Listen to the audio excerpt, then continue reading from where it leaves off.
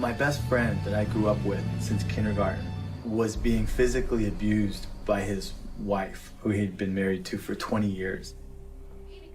She'll break glass and throw it at him, punch him. I've seen it just happen spontaneously, and it was frequent.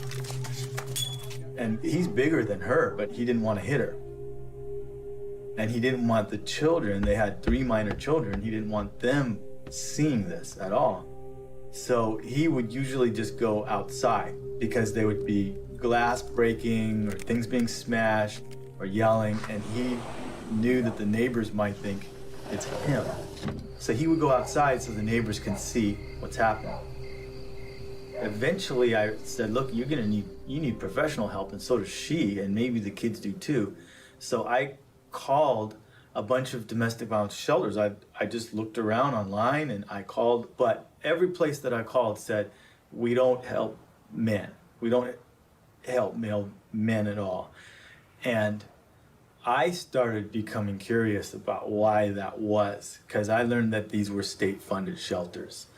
And I know that men pay at least half of the taxes that fund these shelters if they're state-funded, and I just was wondering why.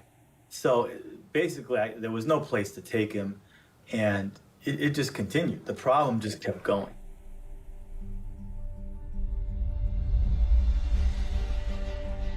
In the United States, there are over 2,000 domestic violence shelters. All of them serve female victims, and nearly all of them turn away male victims. In fact, as of 2016, there's only a single domestic violence shelter for men.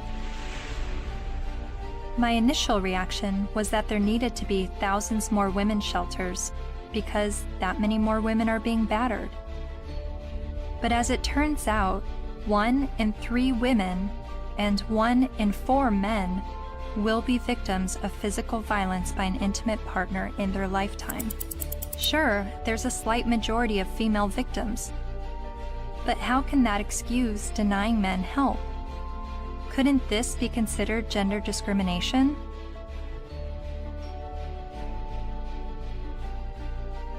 Think of it this way. Roughly 78% of all suicides are men. If suicide prevention services only served men, wouldn't we see the gender discrimination immediately?